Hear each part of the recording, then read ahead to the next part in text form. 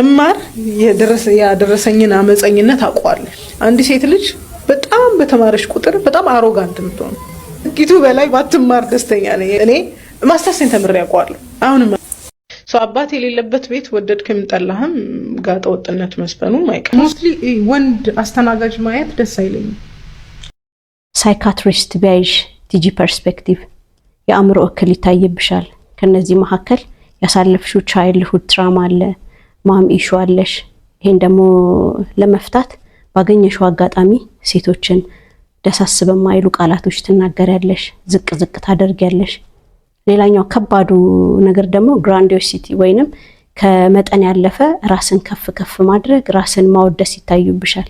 ይሄ ጤነኛ የሆነች ሴት ላይ ወይንም ጤነኛ የሆነ ሰው ላይ የሚታይ አይደለም። ስለዚህ ሳይካትሪ ላይሽ ልታይ ይገባል። ደህና ስትሆኚ ይሄን መጽሐፍ እንድታነቢው እጋብዝሻለሁ።